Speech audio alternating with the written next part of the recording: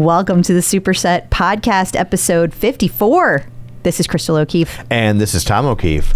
Howdy. Hi. So I what am I doing? Shock PPL. Oh. That's what I'm doing. Okay. When I finished up with the summer sculpt and shred. So now, is this one of the custom by tonals? Yes. Okay. So yes, tell me what you got going on over there. It's I don't know. It's called Shock PPL, which what does PPL mean? People. It's for people. No, I don't think so. It's push me, pull you. Power to the people. Okay, I don't know. I think it's like push, pull, legs. Push, pull, legs. So okay, that makes sense. Sounds like an OBGYN. But so it's a lot of weight. Yeah. Like it's a lot of like the one I just did yesterday. I did almost 17,000 pounds, and I'm not that tough. And it was only upper body? Is that what you told me? It was just upper body yesterday. That's insane. Yes. Yeah. One of my tough workouts is 8,000 pounds. And I know it's all relative. Don't get me wrong. But like my brain cannot absorb. You did 16,000 pounds. 16,500. So. For just upper body. Yeah. Holy cannoli. You think I would look better. You look great. You look great. You do not give yourself enough credit. You look awesome. I've had some people say to me, boy, Ton's got some guns going on there. You do? No one has said that to you. That is not true. I have had that conversation. No one has said that to you. It's not true. It was one of my MetPro clients who's also a listener. Yeah. Okay. But I certainly look better than I did. Yeah, you look for sure. I think you look amazing. Well, thank you.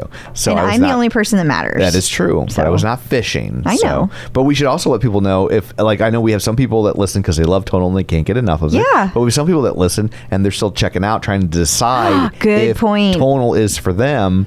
So to sweeten the deal, we can save you $100. Yeah. You just use the clip out as a discount code, and you can have your very own tonal for $100 less. Yeah, that's just $100 right in your pocket. And you can try it at home for free. And I mean, once you have it at home, you are not going to want to send it back. Yeah. Like, it's an amazing, beautiful machine. I love it so much. It's pretty spiffy. It is. So what, pray tell, do we have in store for people this week? There's new content, and we're going to kind of revisit some of the things that exist that are important, like recovery workouts specifically. Gotcha. Okay. And we're also interviewing... We are interviewing Coach Tim Landicho. Okay. And I don't know how much you guys have had a chance to take classes with Tim, but he is just a bundle of energy and so much fun and so thoughtful. He's deep. He's deep. Yeah. Yeah. It was a fun interview. It's really fun getting to sit down and talk with the coaches one-on-one. We're very fortunate in that regard. We are. And hopefully our conversations help you learn more about them and their personalities, because it's more fun to take the classes when you feel like you know them, right? It is, yeah, because they'll make a little face or something that you've seen whenever they make a joke, and you can see that in with more depth that way. I love it. Absolutely. So before we get to all that, shameless plugs, don't forget we're available on Apple Podcasts, TuneIn, iHeart, wherever you find a show. You can find us while we're there. Follow us so you never miss an episode. Maybe leave us a rating and or review. Those are always super helpful. And you can also find us on the YouTube at youtube.com/theclipout, the name of our other show, but these episodes live there as well. And you can also find us on the Facebook at facebook.com/superset podcast. So there's all that. Let's dig in, shall we? We shall. New tonal content. You know, there are all sorts of real, quick workouts available for people on the tonal. Sometimes you don't have the time, or maybe you're not in the right headspace. You don't want to do a 45-minute or 50-minute workout, but you feel like you should do something. Well, I have to say my favorite reason for doing shorter workouts on the tonal is because if I'm doing a lot of running, and I was doing a lot of training this year, right. It allows you to still get a workout in without trashing your legs because they can only do so much, For right? sure, yeah. And a lot of people have different reasons for using the shorter workouts, but the point is there's tons of them. They have literally hundreds of workouts that are under 20 minutes. So there are, my favorite of these are the ones that are called 20 and 20s, that there's several of these programs, but also there are tons of workouts called the quick fits. And I also love these. You can kind of think of them as a workout snack because you can stack them in different ways. So let's say that you're like, I just want to do a quick thing. Let's say, I don't know, core. Core is something you could always add in. I don't care what your day was. And nobody wants to do long core. No. Right? No. So this is 10 minutes is plenty. You don't even have to beat yourself up for doing 10 or 15 minutes on core because nobody wants to do 50 minutes of core. Right. But then if you're like, oh, I could still keep going. Well, now you can add 10-minute arms and now you can add 10-minute legs. Yeah. And next thing you know, you did a full body workout in little chunks and it seemed so much easier. And that's a great way to keep your momentum going or get your momentum going if you don't have it. It's a great way to work it in. I love those. It's also great. Like, it's so easy if you take a day off, like not a scheduled day off, because there's nothing wrong with taking days off, but like maybe a day off that you know in your heart you shouldn't have taken off. Yeah. Like maybe on those days, go do a 20-minute thing just to still do something and kind of keep it in your head. Or like if you're new to working out, I know when I was new, like it was funny when I first started working out, I would only take, if I saw class was over 30 minutes, I was just like hard pass. And now I kind of am in the mindset where if it's not at least 45, I'm like, is it worth my time? And so like it's also a great way to stair step yourself into working out and building your stamina if you're new to the game. It absolutely is. But I also think that we should share with people some of the new classes that have just hit. For sure. So the first one is Quick Fit, lower body strength and stamina. So whether you are a person who likes sports like skiing, maybe you like to cycle or run, right, or maybe you just want to feel better. This is a perfect one because this is going to help you have a strong lower body, and that's essential for everything you do in life. So you're going to work your legs unilaterally and bilateral. So that's perfect. And this one is with Coach Tim, who we interviewed today. That is true. So the next one is Quick Fit Killer Arms. Okay, this one is perfect for upper body. It's going to light up your shoulders and biceps. Lots of reps, limited rest, and you're going to be able to stay dialed in because it's only 10 minutes. Right. And this one's Coach Joe. And finally, we just one we're spotlighting 20 and 20 Grit and HIIT. This one gives your legs a wake-up call in another lower body workout. So you're going to torch your quads, your hamstrings, and your glutes, high repetition sets. It's going to build your work capacity and your muscular endurance. And this one is going to also include chains mode. Woo! Peaches will be peachin', and that one is with Coach Christina. So it's nice to have long workouts, but, as is true in so many areas in life, don't rule out a quickie. So true. Something else we should talk about are recovery workouts. Yeah, which I am bad about doing. You are. I'm very dismissive of them. That's a character flaw on my part. Here's the thing. Recovery workouts are good not only for just obvious recovery, but they're also good, again, for people who are trying to build momentum. Because let's say you do a day where you're just getting started and you did 20 minutes yesterday, right? Right. Well, now maybe you're a little tired and sore from yesterday and you really don't feel like working out because you're new to all this. But if you do a recovery workout, you're still moving, you're still getting a workout in. That's part of how you build that momentum. And now it becomes a habit. And it's like brushing your teeth. You just do it without thinking about it.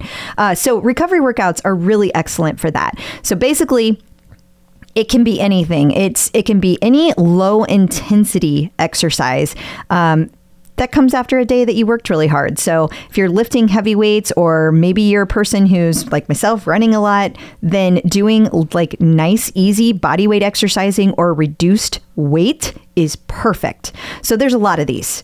What other ways does Tonal have to incorporate active recovery. So they have a dynamic hip opener, which is a fancy way to say stretching. It is. So it's actually defined as a mobility session. It combines foam rolling, dynamic movements, and static stretches to improve lower body range of motion and flexibility. And I know there's a lot of you out there that are like, oh, I don't have time. But the thing is that when you spend a little time on doing things like this, it actually improves your running. It improves your cycling. So it actually is really, really good for you.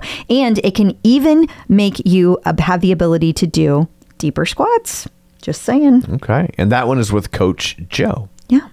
And there's also leg day warm up. Yeah, this one's perfect for prepping for like deadlifts or other lower body hinging, like maybe some RDLs. Okay. So this is going to warm up your hips, your glutes, and your hamstrings, and it's going to build up your flexibility and mobility in your lower body. So that's a great way to do, like if you've got a big lifting day, this is good. Coach Tanisha. And you know, these and also the quick fit ones are great ways to sample different instructors too. Oh yeah, that's a really good point, especially if you haven't had a chance to try all of the new instructors. I really feel like it's a good way to get a little bit, just like a little snapshot of who they are. So that's a good idea. And one more recovery one we want to put in front of you is upper body pull prep. Yeah. So it sounds like a Catholic school. It does. Where do you go? I go to upper body pull prep.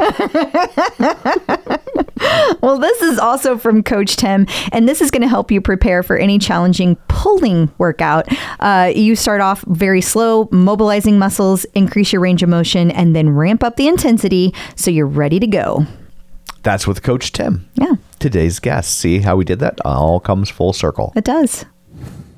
Checking in with the Tonal team. Joining us today via the magic of ZoomTube is Tim Landicho. Hey, Tim, how's it going? Hey, what's up, Crystal and Tom? I'm doing well. How are you? We're good. Not as energetic as you are on a Friday morning, but we're trying to keep up. I'll tell you this. I do not have to be in the studio today. So any energy that I normally have in the morning that I would be channeling towards like getting myself hyped up, getting myself ready to be on screen, both of you are going to get it right now. Okay. What do you, I know this is not like one of our questions we talked about, but like, what do you do to get hyped up? What is hyped up, Tim? Oh, it looks like this. It looks just like this, Chris. I mean, you've got no coffee. You have like, what is happening over there? It's just natural. You just wake up full of. Well, so I'll say this: I'm not a huge coffee drinker, but today I actually do have a coffee. Yeah. But I'm not normally a huge coffee drinker. But this is an interesting question because I don't normally like. To me, it's like, oh, it's my morning, time to go to the studio. But now you're kind of making me reverse engineer. Like, what do I do in the morning to like get myself? I think so much of it is one, just kind of first off, I think a big piece for me is just knowing like what I'm teaching. I mean, like we know all this stuff ahead of time, but sometimes in the morning it's like, well, let me like make sure it's fresh in my head. So on my way to the studio, I'm kind of just looking at the document for the program and the class. I'm getting all of that in my body. And I'm usually asking myself, I love this question because this is really making me dig. I'm usually asking myself, like, what's the energy arc of the class and what's the energy arc that I want to take you as a user through, right? So like at each point of the workout, in the warm up, what energy am I bringing? In the first block, what energy am I bringing? Where in this workout is what I would consider the peak of the workout, right? Or if either of you are familiar with like the hero's journey, right? And sort of that like mythological template of like a main character, a hero going through like where in this workout is the final battle scene. And then like, and so I'm kind of doing like, I don't really know what I would call it, but like a mapping of the energetic tone that I'll bring to each part of the workout. And that's kind of what I map that out in my mind. And then on the way to the studio, I'm kind of just like, I think locating in myself, all right, where's here? I know what energy I want to bring. Where am I personally right now? And that differs from day to day. It differs depending on if it's been a long teaching week. It differs on depending on if I got a lot of sleep or maybe less sleep than I would have liked. But if I know where I want to go in terms of the class, and I can identify where I'm at, then I can kind of bridge that however I feel is necessary. So if I'm feeling a little groggy, I might listen to a more hype playlist that I might listen to in my own training outside of teaching. If I'm already feeling in a pretty good mood, I might keep that rolling by thinking of are there any themes in my own life right now that I can maybe connect to class? So I think that's my general process. And then from there, one of the most exciting moments to me is when right before the camera goes live, there is this 10-second countdown that our director is giving us in our ear. And to me, that's always such a fun, surreal moment because it kind of feels like you're going to blast off into outer space. And literally in those last 10 seconds, there's a great book that I've been reading the past couple of weeks. It's called The Charisma Myth by Olivia Fox Cabane, and she basically breaks down what are the elements of charisma. Is charisma something you can teach? And she says that there are 3 components to charisma, which is presence, power, and warmth, right? And you need all 3 of those. And she goes down a whole thing, but in those last 10 seconds before I go live, instead of, I think,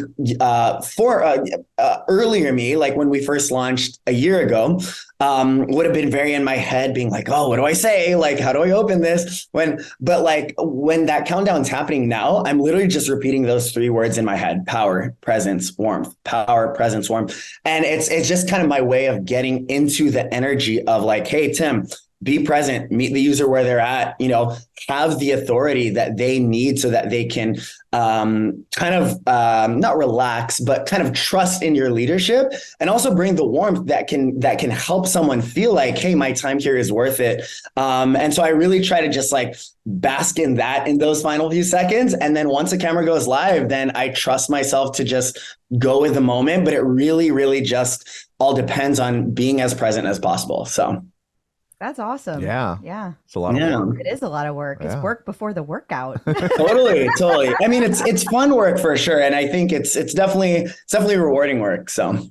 Absolutely. I mean, I think that each of the coaches do have that ability to bring that presence through. I mean, we feel it at home. So you're killing it, Tim. Oh, thanks, Chris. I thought it was interesting when you reference the hero's journey, because Plyos of Power sounds like it should be a D&D campaign. Does. Hilarious. You will meet the wizard Shandorf.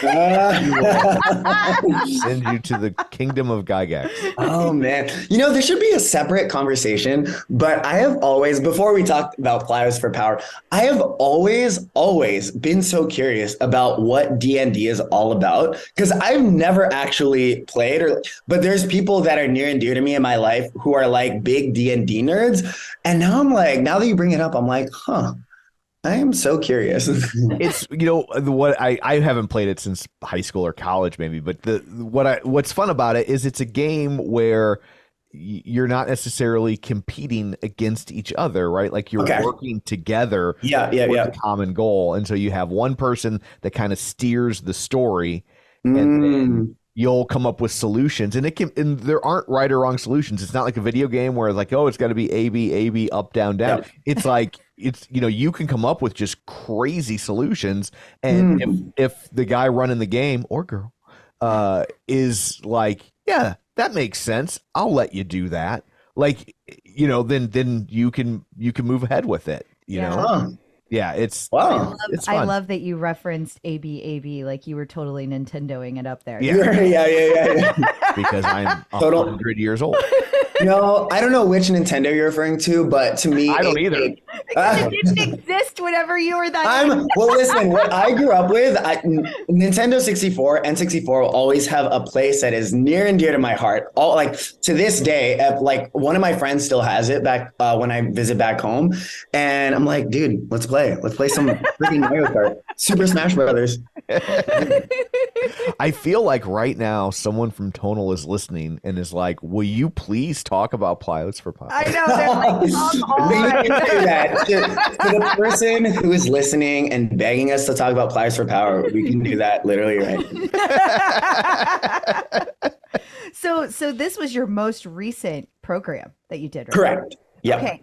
So now I have not tried it, and I'm a little scared of plyometrics. I'm not gonna lie, because I am in my mid 40s, and my knees do not always cooperate. So sometimes the jumping is a little intense. Like I get worried about it. Do you remember? Do you remember the program that you could do at home, the Insanity workouts? Yeah, yeah. Okay, so back in the day, I was doing those all the time. And like, I remember they had so many plyometrics in it. I did something to my left knee. It's never been the same, ever.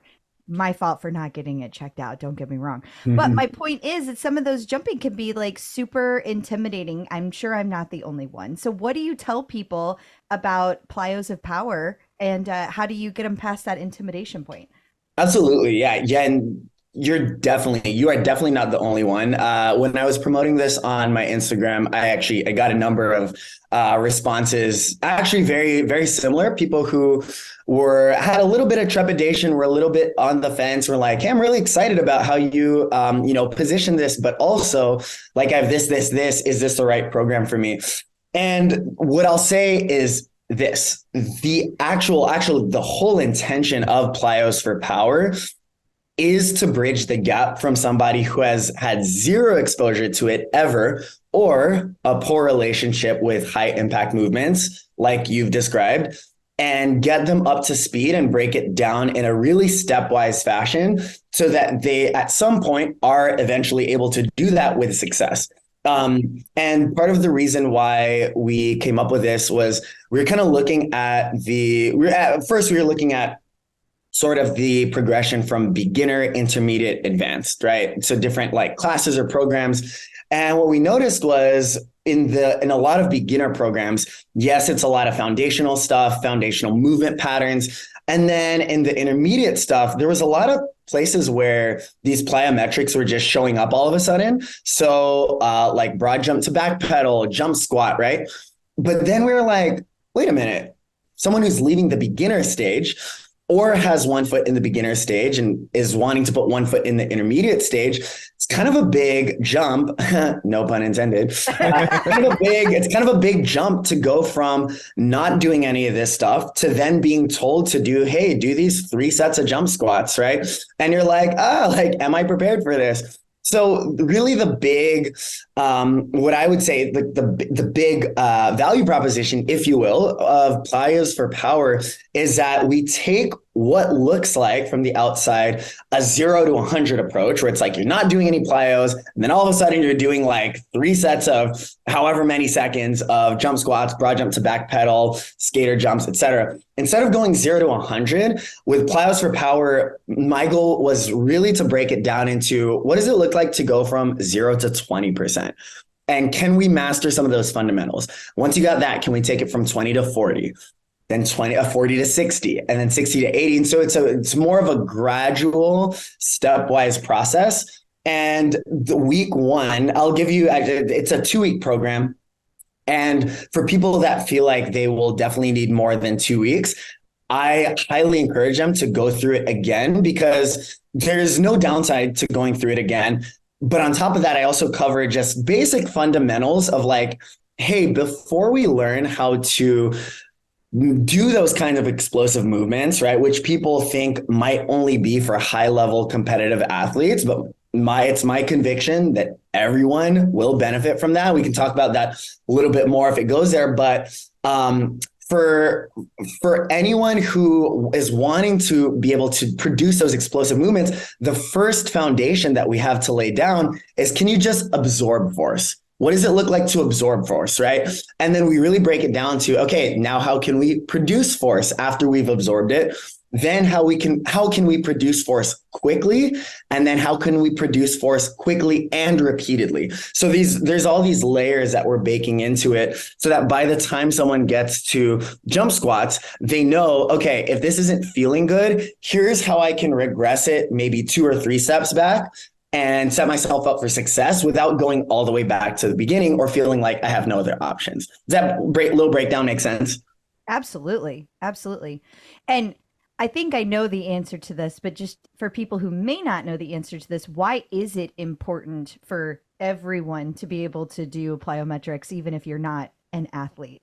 Yeah. Yep. I think first, I literally just realized this as I was answering the last question. For anyone who's listening, who maybe, I don't want to assume, what people's knowledge is around plyometrics. Anyone who is not clear on plyometrics, you're like, what's this word you're throwing around? That would be me. Plyometrics, we can think about it as basically quick explosive movements where we are training the body to get off the ground just as quickly as possible, right? So it's really all about how quickly can I make this turnaround between the time I make contact with the ground, I absorb that force, and then turn it around as quickly as possible to produce that force.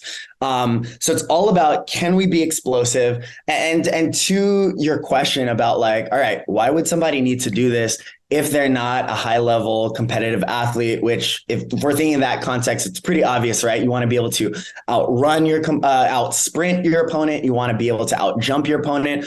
But one of the things, especially, and this is one of the populations that I have noticed throughout my career needs it the most and is simultaneously the most scared of it, which is where I see my role as a coach comes in, is the aging population, right? So as we get older, our ability to produce power, power is really just strength times speed, right? So we all want to build a base of strength, but the speed at which we can produce that, our ability to do that declines as we get older. And so part of what that plays into is like, as we get older, as we get into 50s, 60s, 70s, people who have decreased power outputs are at an increased risk of falling, slipping, losing their balance, right? Losing their balance and not being able to catch themselves, or just normal activities of daily living, right? Maybe you are chasing your kid, maybe you're chasing your grandkid. There's still things in your life that are going to demand your body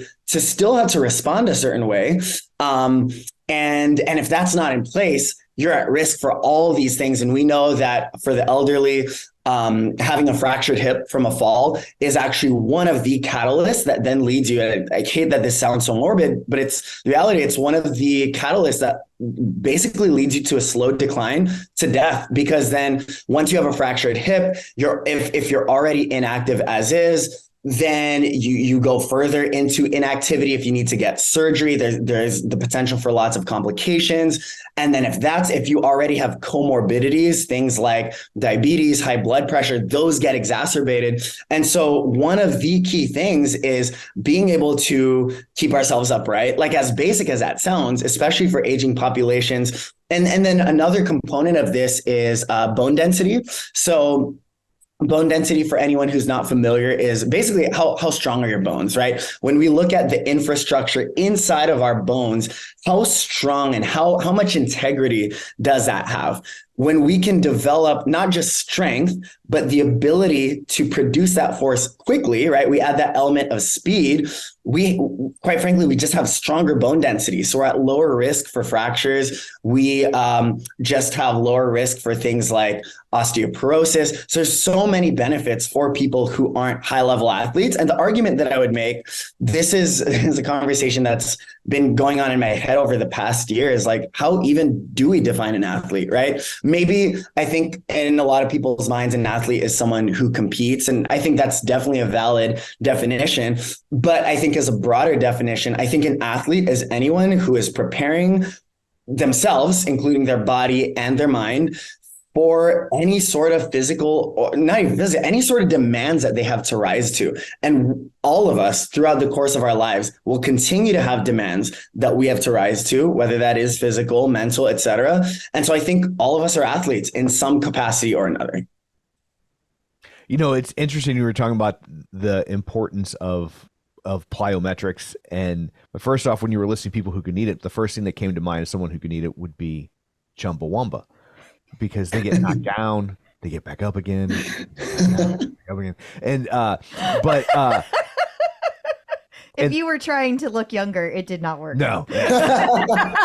And so what you didn't see was me opening up a Google tab. Where's Chumbawamba?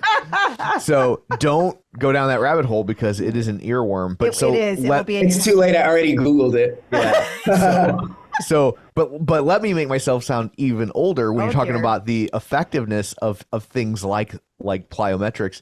Is that it just started thinking of like, who are the famous people I can think of that are the oldest or achieved exceptionally old age, right? Okay. And the first people that came to mind, Dick Van Dyke, 97 years old, still alive. Damn. Yeah. Mickey Rooney got to like the early to mid 90s. Rita Moreno, who is still working today, and she's in her 90s. Angela Lansbury, who died at 97. And what do they all have in common? Dancers. Really? Every one of them has a background in dance. That's wild. Yeah. Huh. I mean, I know that's anecdotal, but right. But they also not only did they live to be very old, but they were also able to function at a very high level deep into their old age. Wow. Mickey Rooney and Dick Van Dyke were both in the Night at the Museum franchise. Oh, yeah. So that's not that long ago. Wow. I mean, Dick Van Dyke was just on The Masked Singer. Well, Rita Moreno was just in West Side Story. I feel like this you're right. You're right. This is all kind of coming together because now I understand why you're so into plyometrics, because you have a dance background. It's all... Yeah. Actually, that is actually my whole agenda. That's why I got into dance, because I was like, you know what? I'm trying to live until I'm 95. There you go. And you know what? It's not just living until you're 95. It's living until you're 95. Yeah. I mean, right? for real. Yeah. Like I personally would like to be as mobile as possible for as long as possible. I was just talking to somebody yesterday, and they were saying, like, we were talking about goals, and she was saying that her goal was like not to have a six pack. Her goal was like that I want to be able to carry groceries and like live on my own when I'm 90. I was like, yes, I get that. Yeah, it's a badass goal. It is. Yeah. Gosh. Tell us a little bit about your dancing background while we made this dancing connection. Yeah. Then we'll get back. No, it's so good. I mean, I took that little pause because I think just a lot of what you said kind of took me down different rabbit holes. So many different ways you could take this.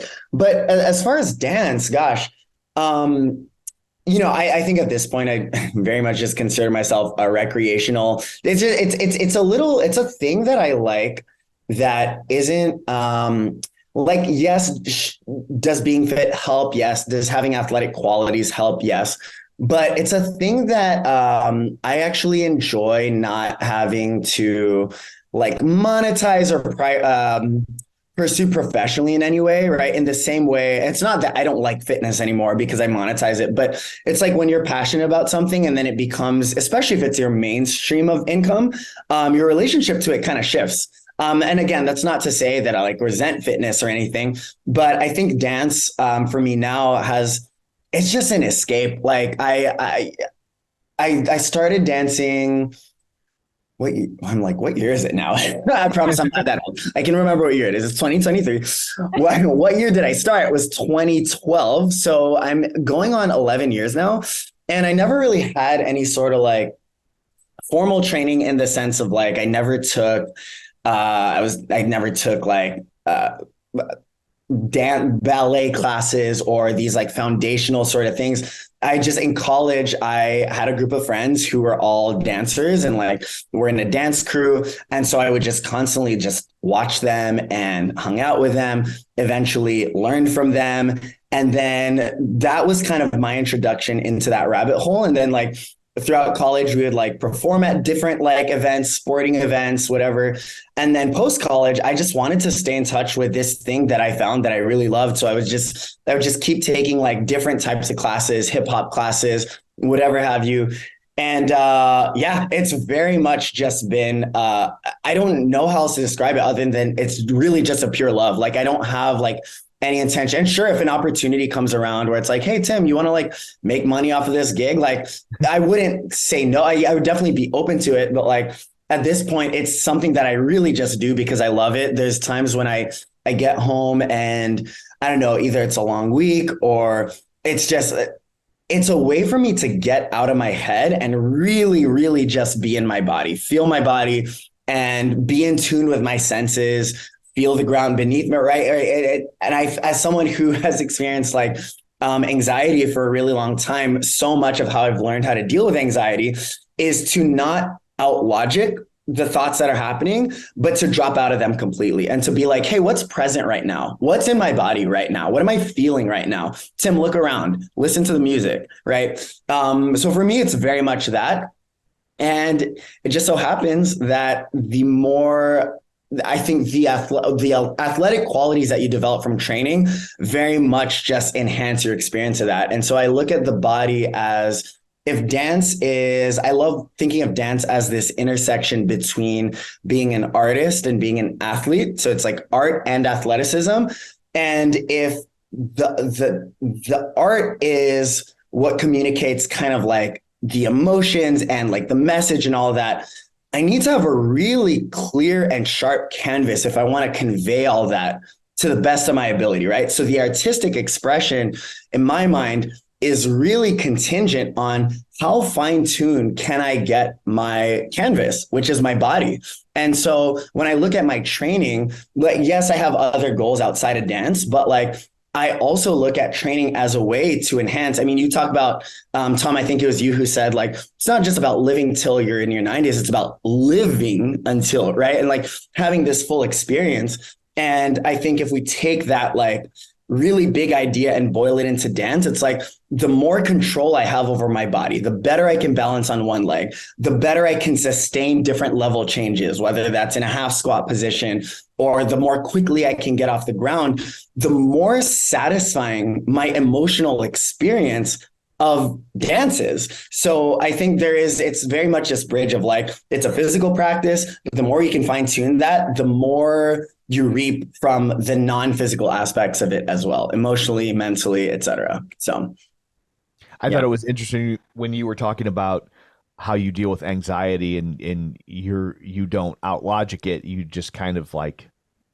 remove yourself from the situation, you know, psychologically for a minute. And I'm just like, it's interesting because I do the exact opposite. I am totally like, I can outthink this. Oh, very much.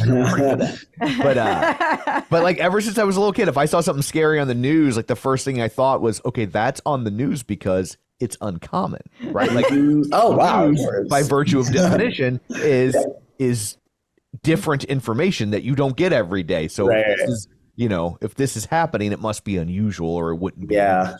And so I'm like, therefore, it's unlikely that I'll be caught up in the fall of Saigon. I'm sure. Can I just say how impressive it is that was your thought process as a kid? I don't know that I would have ever thought that as a kid. I'd be like, oh, this is uncommon. I've been like, that's scary. I was a weird child and a weird adult. I was like, well, you're a weird adult. And you're saying, Crystal's like, I can confirm. Yes. But like in the best way. I always say consistency is key. So Hell yeah. There you go. Weird. Love it. So how did you find yourself as a professional fitness instructor? Yeah, honestly, completely by accident. I shouldn't say completely by accident. What I had initially set out to do, and I kind of knew this from high school, like late high school, going into college, is I was pretty set on wanting to go into physical therapy so much. And I don't think this is actually that uncommon of a trajectory for fitness professionals, but kind of the whole had a bunch of injuries, pain that I worked through in college, really fell in love with like learning about my own body, again, I think a lot of fitness professionals get into it through that avenue. But when I got into college, I was very much set on kind of going the more clinical route. So I wanted to get a doctorate in physical therapy after I got my undergrad degree. So I knew that I had to do either a science major or get my prereqs in somehow, my science prereqs and other things like that. So I did that through undergrad, was fully convinced that I was going to go to physical therapy school. After I graduated, I got my first job at a physical therapy clinic. And I don't say this as a knock on the physical therapy profession at all. I know tons of brilliant physical therapists who really want to get people back to training and whatnot. But I think it was really just the business model of this. I couldn't articulate it at the time, but in hindsight, it was really the business model of the place that I was working at, where I just didn't feel, one, I didn't feel super impactful. And then two, it kind of made me zoom out and look at like the healthcare system as a whole. And I kind of started to feel a little hopeless about it. And I just, while I enjoy getting to interact with patients and while I very much still enjoyed learning about the human body, I just started to feel like, for lack of a better phrase, my soul was dying there. And I just was really feeling like it wasn't the best use of my skill set. So while I was there, I had already put in an application to physical therapy school, my top physical therapy school. And then I decided to also just apply to this strength and conditioning internship because I was like, what the hell? Like, I don't see myself staying at this clinic, this strength and conditioning internship, which is actually, it was rated the top training facility in the country by Men's Health magazine.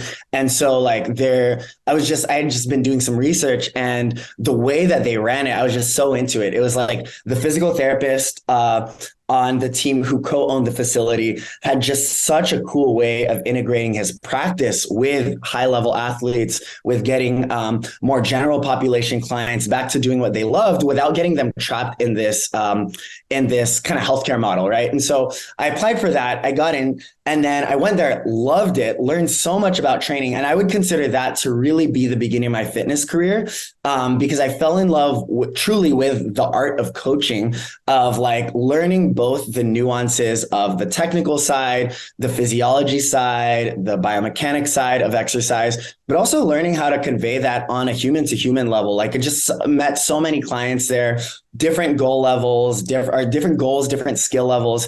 And it was while I was there, I got my rejection letter from Dr. Physical Therapy School. But the crazy thing is I remember exactly where I was when I got it. And I remember feeling like kind of this big hit to my ego, but then getting over it relatively quickly. I called my mom, and then like we talked about it, told her that I didn't get in. And then like literally 10 minutes later, I was like, well, I can kind of do whatever now. Because physical therapy school would have been 3 years. I'd already mapped it out. I was like, after this internship, I'll be in school for 3 years. And it was at that point where I was like, I have no kids. I have no significant other. I have no pets. I don't have a full-time job lined up after this internship. So I can literally do whatever I want. And so I literally just started to ask myself that. I was like, Tim, what do you want to do? And I was like, let's go to New York City because it sounds fun. Long story short, I got plugged into a gym there, connected in large part because of my references at this internship. Thought I was going to be a trainer part-time while I applied to PT school again. But just the longer that I went through like training, like in that first year, I was like, man, I think I'm going to keep doing this. So then I kept doing it, kept pushing off the physical therapy reapplication until at a certain point I was like, actually, I don't want to go back. And I freaking love what I do. And it just felt like such a good fit for my skill set. I felt like I was bringing every skill set and every thing that I enjoy to the table. And it just really, even now being at Tonal, it just still very, very much feels like I'm in my element. This is exactly where I'm supposed to be. So kind of the weird roundabout way of getting here, but that's how life works, right? Like that's, you think you're headed down one path, then life happens and it's like, oh, it actually turned out to be for the best. My son's getting ready to go off to college, and I keep trying to explain that to him. Like, you don't know, like these things that look like failures at the time, sometimes lead to your best successes. I mean, just off the top of my head, Jim Carrey, Donald Glover, Aubrey Plaza, you know what they all have in common? They all the bed on their SNL auditions. Oh, like not they all auditioned for SNL and didn't make the cut, which is mystifying. Like, how does Donald Glover not get on? Like, you would think he'd be a natural for that. Like that, or Jim Carrey. That show is tailor made for people like that. How did they not get the go ahead? But they didn't, and they still found a path to success. So there's more than one way to get there. Oh gosh, it's so good. It's so good. And I think that, like, literally what you just described and what you've been telling your son is something that I try to remind myself. If we loop it back to anxiety, right? Like, sometimes my brain will go in these like, what if this doesn't work out? And what if, and I'm like, Tim, literally 3 years ago, not even 5, like 2 years ago, 3 years ago, you would have had no idea that you would be doing what you're doing right now. And it is completely different than what you had envisioned, and it's way better. And so I constantly try to remind myself of that. Gosh, it's so good. It's such a good reminder. Yeah, I mean, like I said, there's more than one way to get there, and also you don't know where there is. Right. Right. Right. I mean, tonal didn't exist when you started being a dancer. Like, it didn't even. It wasn't even thought of. So there's no way that you could have been like, I always think of it like Frogger, like, this is the lily pad I need to leap to. That lily pad wasn't there when you took the leap. Right. Yeah. Back to plyometrics. Damn, I'm good. So good. Tom, do you host a podcast or something? I feel like you host a podcast. You're just really great at bringing these conversations full circle. I do this 24/7, and sometimes there's a microphone in front of me. It's true. It's true. It is like this 24/7. Someone give this man a microphone. Oh, man. Going back to programming, I know that you and Tanisha had a little smash up this week. You had the little class together. Yeah. How did that go? Oh my gosh, it was so fun. It was like, I adore Tanisha. I mean, I'll say this, zooming out, I freaking love our coaching team. I think just as a team, we have such good chemistry. But Tanisha and I have so much in common. And I think she and I think I have like kind of this like one-on-one relationship with all the other coaches where I could say, okay, this is kind of a defining quality of like me and Joe's relationship and me and Christina's relationship. But like, just to peel back the curtain a little bit, or pull back the curtain. What's the phrase? Pull back? Pull back the curtain a little bit. You can tell that I did not do theater. But just to pull back the curtain a little bit, the process for making these like tag team promos that we promoted on Instagram, it was largely on us as the coaches to kind of take charge on like ideation, and then, loop in producer or director if we needed some assistance. So Tanisha and I, we just hopped on a FaceTime. We were like, girl, we should talk about this. Our deadline's coming up soon. So I mean, like, we FaceTime each other and we're like, how do we make our promo just something that feels really true to me and you and our dynamic? And so we're just like, what do we both love? We love music. We love dancing. We love the same type of music.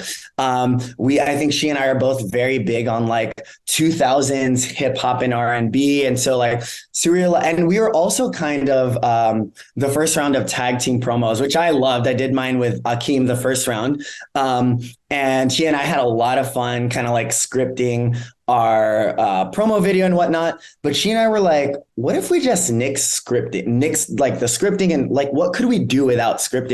And so we were like, yo, what if we literally just vibed out to some Sierra? And we were like, that's it. That's the idea. So our takes were just like, it was in our hair and makeup room. We set up this camera. We were like, all right, let's just play this music. Let's take a bunch of takes of us just vibing like we're at a block party, and then string it together and put text over it. It was simultaneously, I think, one of the easiest, just because it felt so organic. One of the easiest projects I've had to put together, and just super fun. And then it was a lot of fun promoting it with her. And then the day of, I think even just when we were filming, she and I just have so much like organic chemistry that like the banter, we were just like bantering like left and right. And it was a hard workout, but I think for a second, I got pulled out of it and I was able to keep pushing through because I was like, oh, that's so much fun. It's just so much fun. Like kind of like going back and forth with her. I was telling someone at the studio that I was like, it's almost like you just took a conversation that Tanisha and I would normally have in the hair and makeup room and just made us do burpees while having the conversation.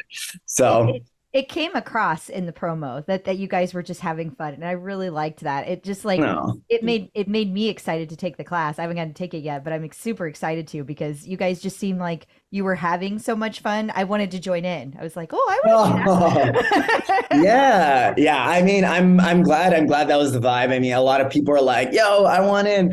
I'm excited for you to take it. It's definitely not easy. Tanisha and I texted each other later that night. We were like, dude, how are you feeling?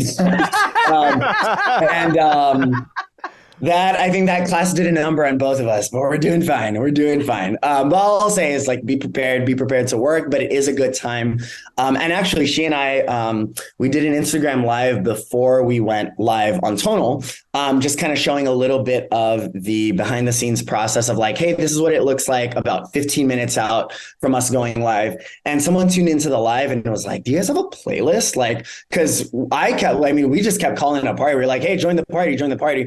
So she and I were actually working on this after we finished. We were like, dude, we need to create a playlist. And it's actually going live. I have no idea when this podcast episode airs, but like today, I'm finishing my contributions to this playlist and I'm just going to share it to my story and be like, yo, T and I made this playlist because it was requested. But yeah, it's like, I think it's a playlist of workout jams that I think very accurately reflect how she and I just kind of like our energy and our vibe. So I'm excited to share that. And it was a really good time. That's fun. Oh, I love that. That's a great idea since so many people like sync their own music when they use Tonal instead of using the one that's baked in. So like that's a good option. Yeah. Yeah. We can pull up your playlist and do that while we're doing the class. I love it. Yeah. Yeah. Good times. Yeah. That's awesome. I would actually be curious for you. Wait, is this cool that I do like turn in the tables? Sure. Go for it. I'd be curious for you too, because to me, one of the fascinating things about our job as tonal coaches is I don't have, I held on to some of my like, private one-on-one clients when I first started. And then I realized that I wanted to pour all my energies, at least while I was still new, into tonal. And so one of the things that we don't get as coaches, at least that I don't get now that I don't have like these, just a very small handful of one-on-one clients don't have them anymore, is this real-time feedback, right? It's like if I'm in a training session with a client, I'm able to see in real time, okay, my words are landing this way. Okay, that clicked for them.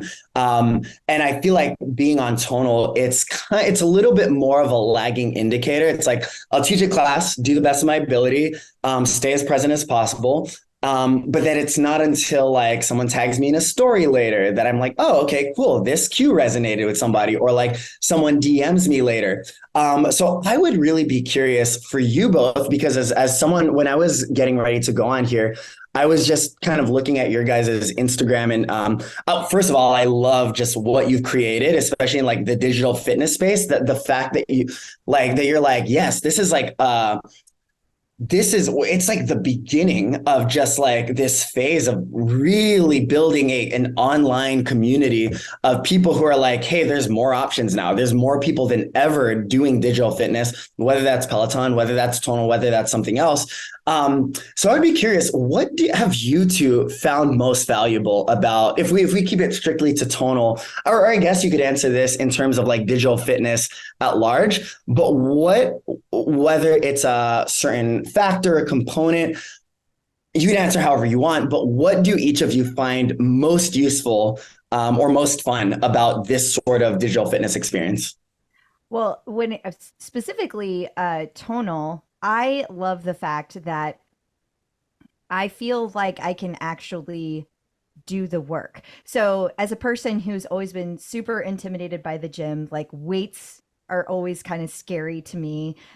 Being able to get into weights at home, like allowed me to actually feel like, oh, I can do this. Like it empowered me to be able to have the freedom. I don't have somebody staring at me or judging me because I picked up the wrong weights or I'm not using it the right way. So in general, all of the connected fitness space has been about me being able to do it at home on my time with what works for me, and not having to like feel intimidated by other people.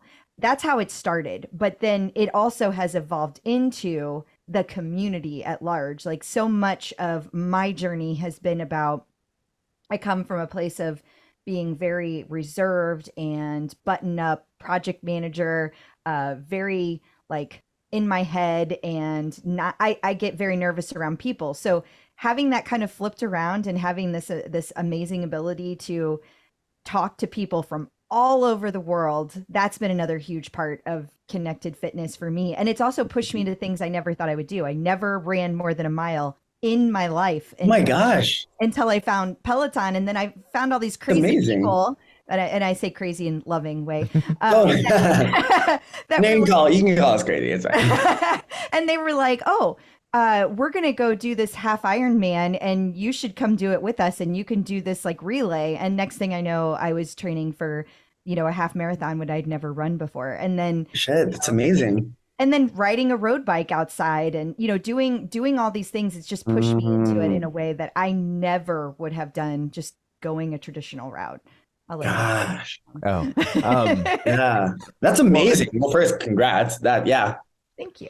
Oh, and for me, when you say, like, what's the most fun? None of it. I hate exercise. Sounds like I actually hate you. I do not get the enjoyment aspect of working out in the ways many people do. Like it just is not it is just not my thing at all. I didn't start working out until I was almost 50. Ever at all. Like at all. Oh, wow. Just for future reference, this is the part where you're supposed to, Tim, go, what, 50? I would have never guessed. Wait, you didn't give me the chance. That was like a 3 second. That was a 3 second delay. I was about to ask. It's 2.5 seconds too long. Hey, Tom, you're 50. I could have sworn you were 28. You're petty. So yeah, I think what I like about it, and I don't do Peloton, I only do tonal, and is that the dots are very close together. I do not know what I'm doing, and many times I don't even know what I'm doing after I've done it. I can't tell you how many times I've come back upstairs from working out and Chris is like, what did you do? And I'm like, I have no idea. He'll go this pullover. I did like a pullover thing. My hands over my head. I have all my own names for the moves. I love it. So she has to interpolate what I mean when I'm like, I did like the Wolverine, and then I did like a little bit of Google Translate. Yeah. I did the dog peeing on a fire hydrant. I did I don't know. And so but no, I do like the fact that I don't have to think about it because I don't know I wouldn't know what to do if I was left to my own devices, and I don't want to know what to do. It just doesn't interest me. Right. You just want to do it. I want to do it and be done. Yeah. And so and I'm very religious about I do programs because I don't want to come down and think about it or hunt for things because I'll just be I'll spend 10 minutes and then I'll be like, screw it. And I'll walk away. So I pick a program. As soon as my program is done, I pick my next program. Oh, I love it. And that way, when I go downstairs and on tonal, I just have to hit next. Yep. So good. I want as few barriers to my workout as possible because at the end of the day, I don't wanna. And that's the cool thing is that it allows us to not have barriers, and that's amazing because even when we go on vacation, if you go to a hotel, they have weights there, right? Tom's done enough of this. He could, in theory, go to the gym Yep. and like lift, but he hates it and he doesn't want to be in there. And so he still goes back to the hotel room, finds something on tonal, and then does something body weight. Something in body weight. Oh, wow. Yeah. He cannot There are any stand options. going into I the walked gym. into the gym one time and I was just like, she was already in there working out, and I was like, hard pass. Yeah. And right back. I was like, and turning around. That is the anxiety I cannot logic myself out of. Yeah. Gosh. Well, Tom, I really love and resonate with what you said about just eliminating as many barriers as possible, right? Because even I think talking to you is such a good reminder, because listen, as fitness professionals, I truly think this is why, Crystal, I was like, no, you can call fitness people crazy, because I think we really are, quite frankly, like we just don't think in the same way that like a non-fitness, someone who maybe hasn't had fitness as a background, I'm like, yeah, I feel amazing when I go for, and it's not that I always want to do it, but sometimes it's so useful to hear the hard reality of like, hey, I'm super consistent, but I still hate it. Or I'm super consistent, but like still not my favorite thing ever. And I love the honesty of that. And you being like, this is what it is with me. I've accepted that I don't really enjoy it, nor do I really care why, but it's important enough that I'm going to find a way to make this as simple and straightforward and with as little barriers to entry as possible. So you can just check in, do the work, be on with my day. And I love that so much.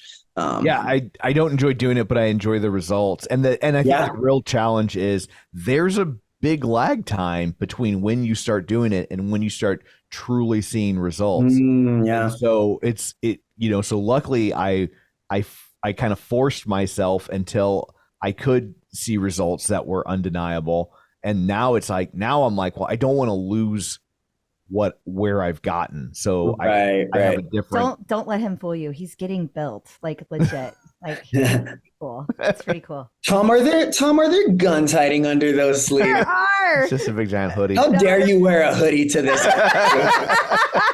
How dare you deprive us of being able to see result?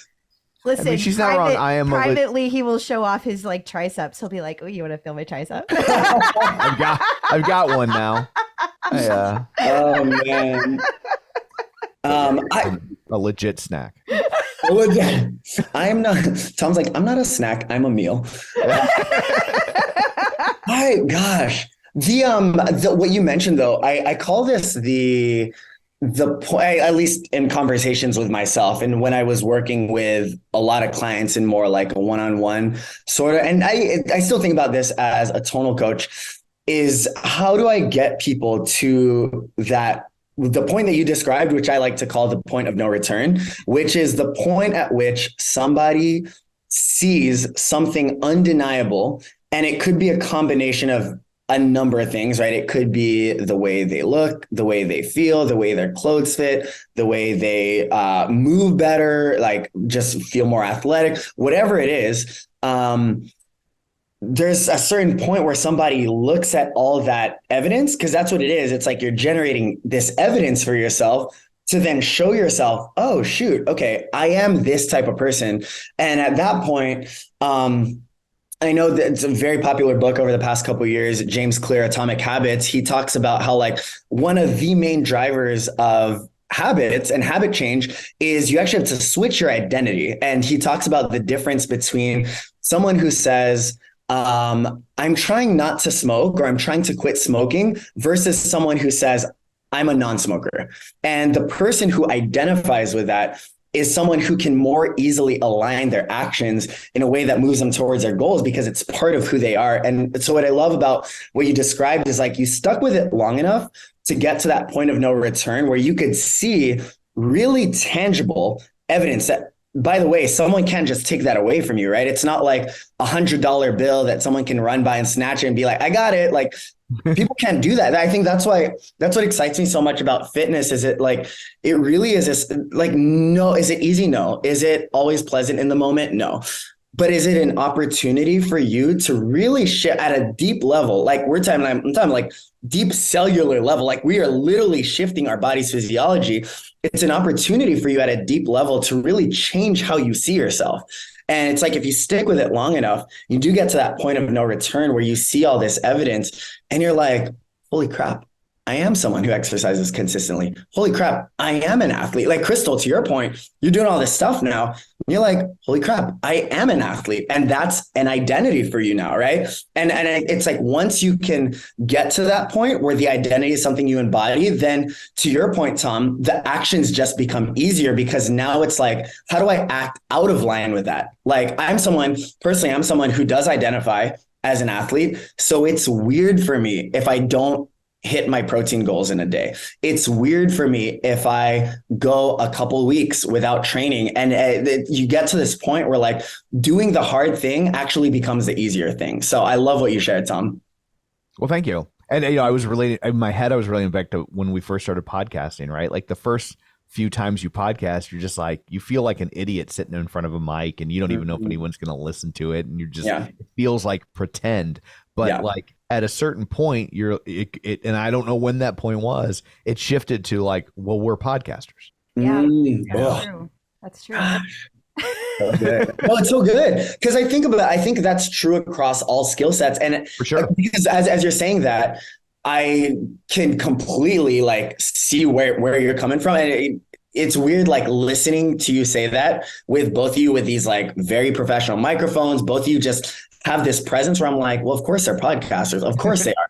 But like, it also made me, when you were saying that, it made me think of when I first started putting out fitness content in 2019, I felt the same way. Yeah. And I went through these weird mental dips where I was like, is anyone even fucking like listening to this stuff? Or is this even making an impact on anyone? Or then I was like, I think there was a lot of times where I felt a lot of like embarrassment about being like, why am I putting myself out there in this way? Until the same thing as you, I don't know that I think it was actually a series of moments where like somebody would reach out and be like, hey, I love this. And like and then I was at a certain point, I was like, oh, well, I'm a content creator. I just create content. Right. But I think that's so true across all skill sets, whether it's learning how to drive, learning how to ride a bike. And I think when people this is something that I've found over the course of my career as a coach is, I think a lot of times people need to be reminded that fitness is a series of skill sets. It's not something that you're either born with or you're not. To your point, Tom, you didn't start working out till you were 50, which this is where I say, what? You're not 50 or you're 50? You're not 23? What? But like, to your point, right? Like someone could see the first 50 years of your life and be like, this guy's not cut out for it.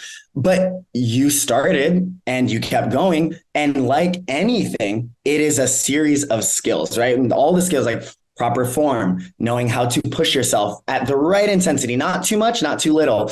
With nutrition, it's like, how do I craft a meal that serves my goals, right? It's how do I stick to my goals when I'm being social? And there's all these little sub skills that fall under this big umbrella of training, fitness, nutrition. I think when I see people getting stuck and feeling demoralized, feeling demotivated, I literally take them back to like, hey, dude, how'd you feel when you first started biking? How'd you feel when you first started driving?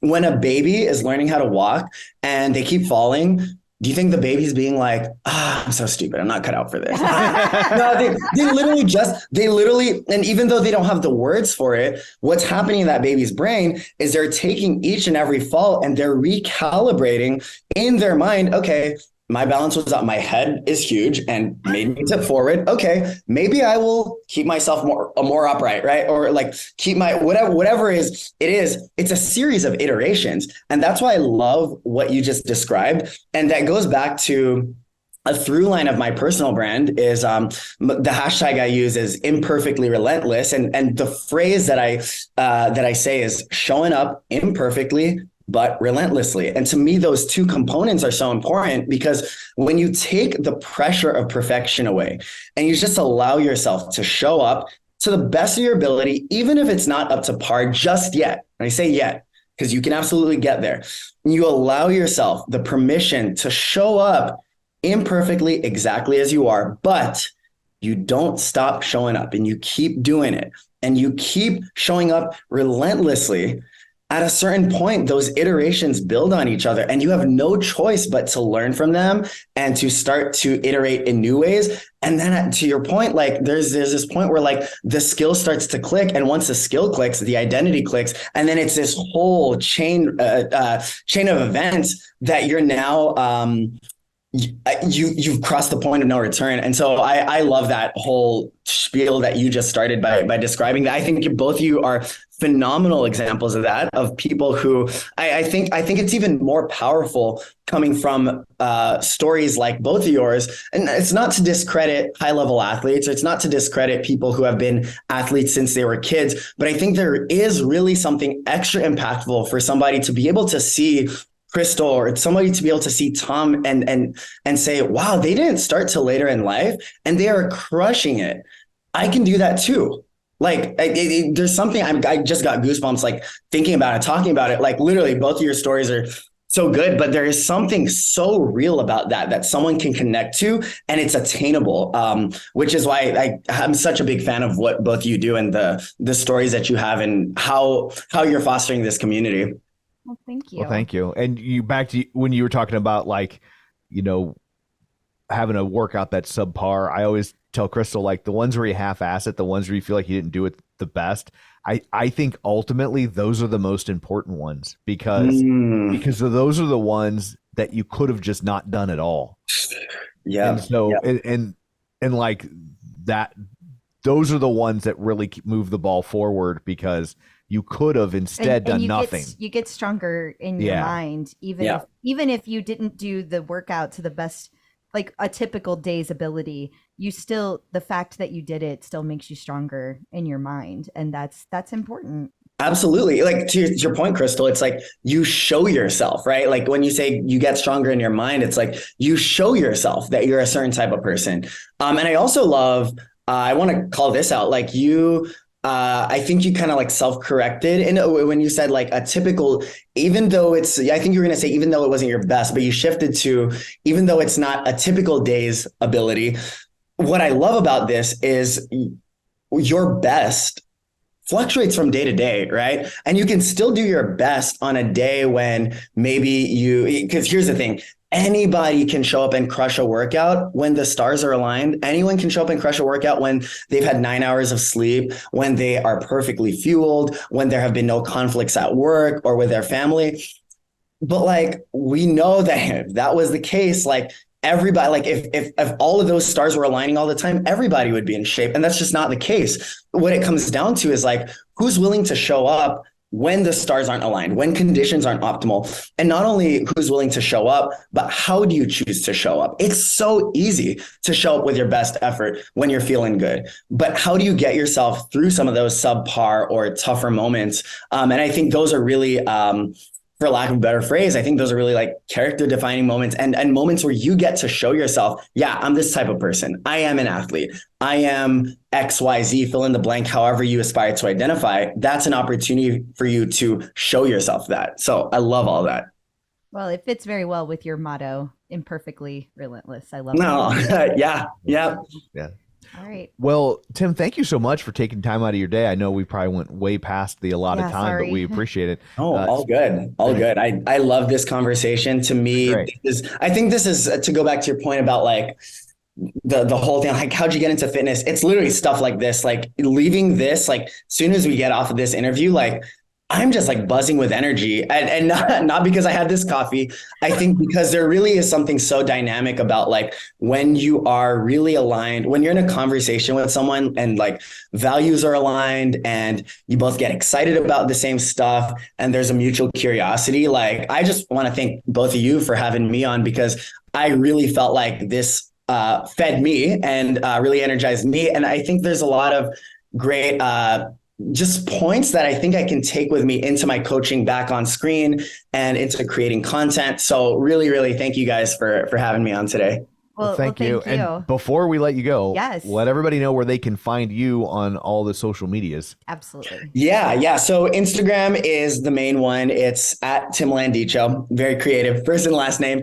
And then for anyone who's on Tonal, you can go in the coaches section, find me. I have a very special place in my heart. for all levels. I love training people at a high level, but I have a very special place in my heart for people who kind of like the former versions of Crystal and Tom, who like never had experience with exercise, maybe were really intimidated by it, would consider themselves, maybe wouldn't even label themselves as a beginner. They're just like, I don't do this, period. If anyone's listening to this and that's you, there's a very special place in my heart for you. Please take my classes on Tonal or a program. And also my DMs on Instagram are open. I do my best to be super responsive to meet community, especially because I don't get that one-on-one FaceTime in person with clients anymore. To me, it's really building this online community, this connected fitness community, right? Remembering what connected means. So it's so important to me. Please reach out. Please say hi. I would love to chat. Awesome. Thank you so much. Thank you. Yeah. Thank you guys.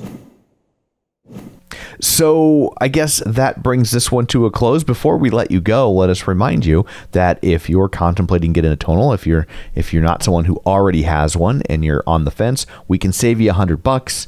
Just use the promo code TheClipOut at checkout, and that's cash money in your pocket. Mm-hmm. So until next week, where can people find you? People can find me on Facebook at facebook.com/Crystal D. O'Keefe. They can also find me on Instagram, Twitter, and Threads. And of course, the tonal leaderboard at ClipOutCrystal. And you can find me on Twitter at Roger Kubert or on Facebook at facebook.com/Tom O'Keefe. You can find the show online at facebook.com/Superset Podcast. And don't forget, you can watch all of these episodes on the YouTube. That's youtube.com/TheClipOut, the name of our other show, but these live there as well. So that's it for this one. Thanks for tuning in. And until next time, keep lifting.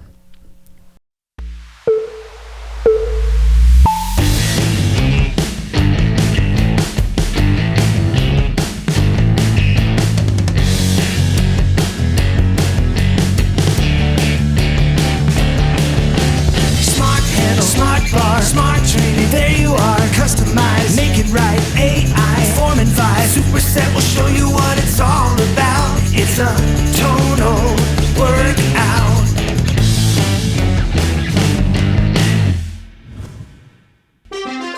The Superset is made possible in part by support from Tonal.